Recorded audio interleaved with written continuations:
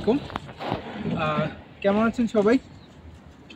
তো অলরেডি আমার ভিডিওর থাম্বনেল দেখে বা টাইটেল দেখে বুঝতে পারছেন যে কী নিয়ে কথা বলবো। তো আমি আজকে যে বিষয়টা শেয়ার করব সেটা হচ্ছে জাপানে কাজের কষ্ট কেমন। জাপানে কাজের কষ্ট কেমন, প্লাস নতুন যারা আছেন তাদের জন্য কি কি চ্যালেঞ্জ জাপানের কাজের ক্ষেত্রে, এই বিষয়গুলো আমি আপনাদের সাথে শেয়ার করব। তো ভিডিওটা কন্টিনিউসলি দেখতে থাকেন।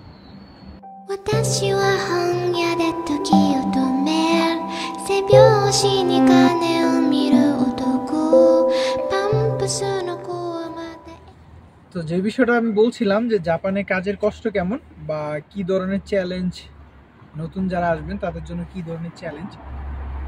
তো তার আগে বলে নেই জাপানে আসলে কি ধরনের কাজ আছে, মানে আপনারা যারা বিদেশি, আমরা যারা বিদেশি আছি, বাংলাদেশ, নেপাল, পাকিস্তান, ইন্ডিয়া, এইসব দেশ থেকে আমরা যারা আসি আমাদের জন্য কি কাজ আছে জাপানে, নর্মালি আমরা কি কাজ করি। তো এটা আমার জাস্ট নিজের ব্যক্তিগত অভিজ্ঞতা থেকে বলছি, বা যতটুকু আমি দেখছি, শুনছি, জানি সেটা থেকে বলতেছি যে আমাদের এই এশিয়া থেকে যারা আসি, ফিলিপাইন্স, ভিয়েতনাম, যে আমাদের জন্য কি কাজ আছে। তো যারা স্টুডেন্ট আছে, স্টুডেন্ট ভিসায় যারা আসে, 80-90% স্টুডেন্টরাই হচ্ছে রেস্টুরেন্টে কাজ করে। ভিয়েতনাম বলেন, ইন্ডিয়ান বলেন, পাকিস্তানি বলেন, শুরুতে রেস্টুরেন্টের কাজই হয়। রেস্টুরেন্ট অথবা হচ্ছে কনভিনিয়েন্স স্টোর আছে। কনভিনিয়েন্স স্টোর হচ্ছে বাংলাদেশে যেমন সুপার শপ আছে না, স্বপ্ন, মিনা বাজার, এই টাইপের যে সুপার শপগুলো আছে, এই সুপার শপের যেই হচ্ছে কাজগুলা, এই কাজগুলা করে। আর বেশিরভাগের পার্সেন্টেজটাই হচ্ছে আপনার রেস্টুরেন্টে কাজ করে। তো এই কাজগুলাই হয়। অফিসিয়াল কাজের সংখ্যা খুবই কম। যারা ধরেন বাংলাদেশ থেকে জব ভিসায় আসছেন বা জব ভিসায় আসবেন, তাদের ক্ষেত্রে অফিসিয়াল কাজের পার্সেন্টেজটা খুবই কম। যারা হাই স্কিল আছেন, হাই স্কিল শ্রমিক, যারা হাই স্কিলের ক্ষেত্রে হচ্ছে আপনি অফিসিয়াল কাজ পাবেন বা অফিসিয়াল কাজ হয়, কিন্তু সেটার পার্সেন্টেজটা খুবই কম। বেশিরভাগই restaurant, convenience store, super shop বা হচ্ছে কনস্ট্রাকশন বা বাসা বাড়ির এই ধরনের কাজগুলো হয়। হ্যাঁ, তো এই কাজের পরিবেশ কেমন আমি সেটা শেয়ার করি। ধরেন রেস্টুরেন্টের কাজের পরিবেশ খুবই ভালো।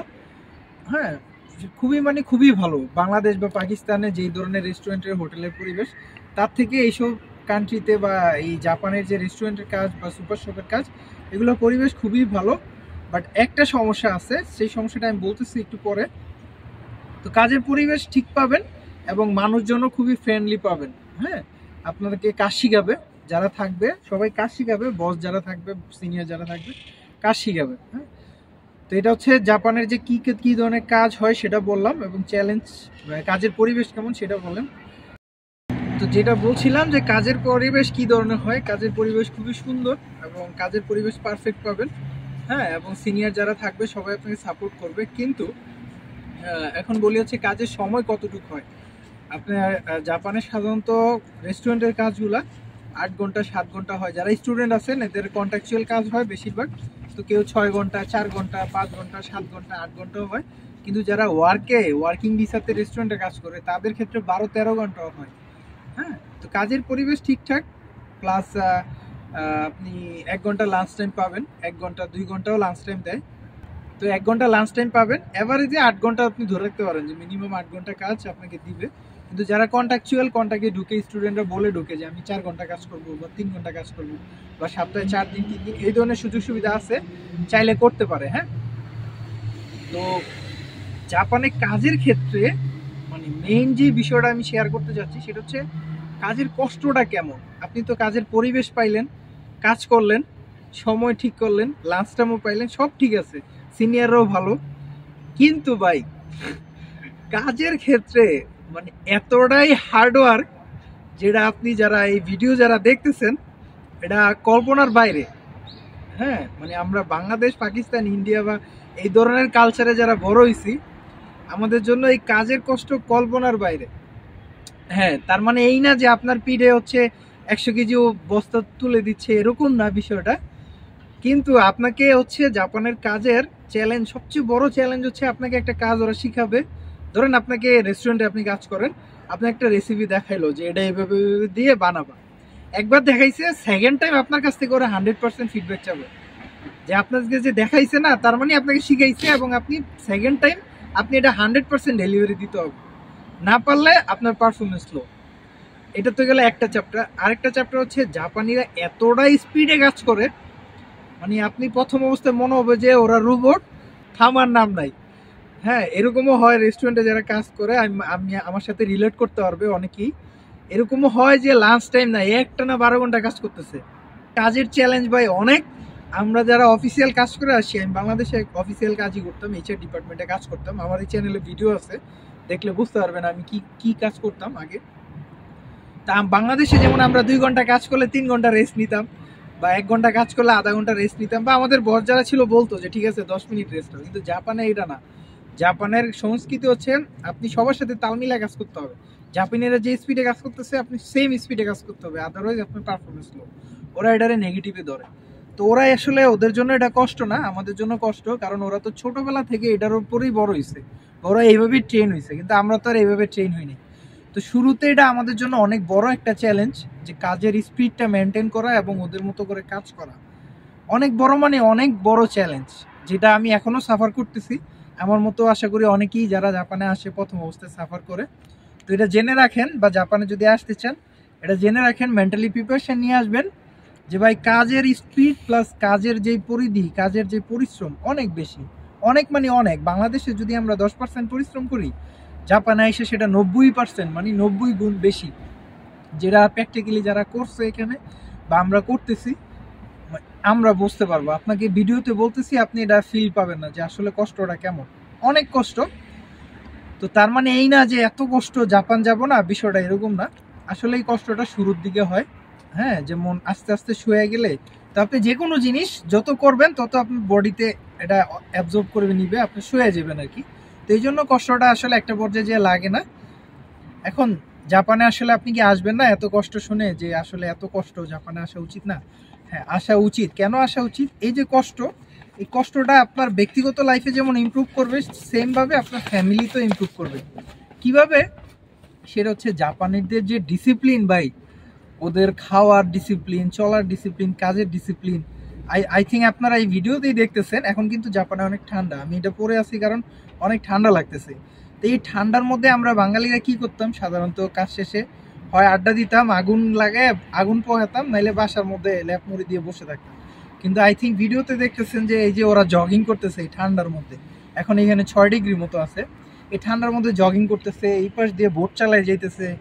ওদের কাছে ঠান্ডা জ্বর তুফান ডাজেন্ট ম্যাটার, ডেলি ওয়ার্ক মানে ডেলি ওয়ার্ক, এটা আপনার করাই লাগবে।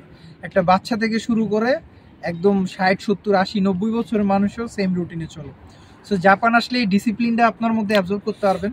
প্লাস এখানকার যে উন্নত জীবনযাপন, এটা তো আসলে আমার বলার কিছু নাই, আমার থেকে বেশি হাজার হাজার ইউটিউব ভিডিও আছে, বা গুগলে সার্চ করলে আপনি জানতে পারবেন ওদের যে প্রযুক্তি, হ্যাঁ ওদের যে সিস্টেম ডেভেলপমেন্ট, সব কিছুতেই আপনার নিজের যেমন উন্নত করতে পারবেন, সেম আপনি জাপান আসলে আপনার ফ্যামিলিরও উন্নত করতে পারবেন। আপনার কাজের কষ্ট আছে, কষ্ট থাকলে কষ্টের পিছনে আবার সুখও আছে। এই যে বললাম টাকার ব্যাপার, উন্নত লাইফ লিড করা, ফ্যামিলির জন্য একটা সিকিউরিটি মানি আর্ন করা, এটা আপনি করতে পারবেন। ঠিক আছে, যারা আসলে জাপান আসবেন তো এগুলো মাথায় নিয়ে আসবেন যে জাপানে কাজের কষ্ট ভাই অনেক অনেক বেশি। আপনার যদি জাপানের কাজ নিয়ে কোনো আগ্রহ থাকে বা কোনো প্রশ্ন থাকে তাহলে কমেন্ট বক্সে জানান, হ্যাঁ আমি রিপ্লাই দিব, বা পরবর্তীতে এগুলো নিয়ে ভিডিও করার চেষ্টা করব। কিন্তু ভাই আমি আপনার অনুপ্রেরণা দিচ্ছি এই জন্য যে জাপান আসেন, আসলে আপনি আসলে মানে নিজের যে কমফোর্ট জোন থেকে বেরোয় আসলে বাস্তব লাইফ কেমন এগুলো শিখতে পারবেন, অনেক কিছু শিখতে পারবেন যেটা আমি ভিডিওতে বলে আপনি বুঝবেন না। কাজের কষ্ট ভাই এটা কল্পনাবিহীন। হ্যাঁ, আমার সাথে যে ভিডিওটা করতেছে এই ভাইয়ের যদি আমি কথা একটু শুনি তাহলে এটাও বুঝতে পারবেন যে আসলে হ্যাঁ কাজ কষ্ট কেমন। এই যে হৃদয় ভাই, তো ওনারও প্র্যাকটিক্যাল লাইফ থেকে আমরা শুনে নিই, যে আমি শুধু বলছি বিষয়টা এরকম না। ভাই আপনি একটু আপনার সাথে থেকে শেয়ার করেন যে আমি যা বলছি আসলে এটা কতটুকু সত্যতা আছে। আসলে সত্যি বলতে শরীফ ভাই এতক্ষণ যা বলছিল আপনাদের উদ্দেশ্যে সেটা আসলে বাস্তব। আমরা আসলে দূর থেকে অনেকই সুন্দর দেখি যে আসলে এই দেশ উন্নত ডিসিপ্লিন, তার মাঝে লুকানো আছে এই কষ্ট, সেটা হচ্ছে কাজের। অনেক হার্ড ওয়ার্কিং করে ওরা, মানে এত পরিমাণ কাজ করে যেটা কল্পনা করা যায় না। যে সেক্টরে যান, রেস্টুরেন্টে যান বা কোম্পানিতে যান, অফিসে যান, সব কিছুতে আপনার হার্ড ওয়ার্কিং। মানে আমরা তো কাজে থাকলে অনেকটা সময় যখন একটু ক্লান্ত মনে হইতাম তো একটু রেস্ট নিতাম, এরকম সুযোগ নাই এখানে। নির্দিষ্ট টাইমের পরে রেস্ট নেওয়ার কোনো সুযোগ নাই, বা পাশাপাশি মোবাইল ইউজ করা বা ফেসবুকিং করা এরকম কোনো সুযোগ নাই। তো এখানে আসলে ভালো কিছু করারই আছে, যারা মনে করেন যথেষ্ট হার্ড ওয়ার্কিং করার অভ্যস্ত, মানে করতে পারবো এরকম মনে শক্ত থাকে যে না আমি পারবো, তাদের জন্য ভালো। আর যারা মনে করেন অনেক দেশে থাকতে তেমন একটা কষ্ট করে নাই বা ওইরকম বোঝে নাই, তারা আসলে প্রথমত এরকম কষ্ট করতে হইব, এটা সহ্য করতে হবে। একটা পর্যায়ে গিয়ে ঠিক হয়ে যায়, বুঝছেন? একটা পর্যায়ে গিয়ে সব সহনশীল হয়ে যায়, যখন আপনি পরিশ্রম করবেন, তারপর টাকা পাবেন, ফ্যামিলিতে দিতে পারবেন, আর এরকম পরিবেশ তখন অবশ্যই ভালো লাগবে, এই আর কি। তো আমরা যারা আসবো তা একটু চিন্তা ভাবনা করে আসবো, যে শুধু সুন্দর দেখা, ডিসিপ্লিন দেখা, নিজের কালচার রেখে অন্য কালচারে আসবো, এটা একটু ব্যতিক্রম, ডিফারেন্স। তো এগুলো অ্যাডজাস্ট করতে একটু ভালো সময় লাগবে বা সময় দিতে হবে। কেউ প্রথম অবস্থায় এসেও কেউ ভালো করতে পারে, আবার কেউ অনেক সময় লাগে। তো সময় না দিলে কোনো কিছু হবে না, দিলে ভালো কিছু করার সুযোগ আছে। তো যারা যথেষ্ট পরিমাণ হার্ডওয়ার্কিং করতে পারবেন, কর্মঠ, তাদের জন্য জাপান। Okay, thank you. তো শুনলেন, সবাই দেখেন, সবাই চিন্তা ভাবনা করে তারপরে আসার সিদ্ধান্ত নেবেন। অবশ্যই এই দেশ অনেক সুন্দর, যেটা ক্যালেন্ডারের মতো দেখা যায়, সেম, মিথ্যা না, বুঝছেন? তো ইনশাল্লাহ সবাই দোয়া করবেন আমাদের জন্য, আমরা জানি এখানে ভালো কিছু করতে পারি। আল্লাহ তাআলা ভালো কিছু করার সুযোগ আমাদের দেয় এবং দিনের প্রতি কাজ করার সুযোগ দিয়ে দেয়। কথা তো শুনলেন যে আমি আসলে বানায় কিছু বলি নাই, বা যেটা বলছি বাস্তব অভিজ্ঞতা থেকেই বলছি। অনেকজনের অনেক পার্সপেক্টিভ থেকে ভিন্ন কিছু থাকতে পারে। তো জাপান আসলে একটু চিন্তা ভাবনা করে ওই মেন্টালিটি নিয়ে আসবেন, হার্ডওয়ার্কিং মেন্টালিটি।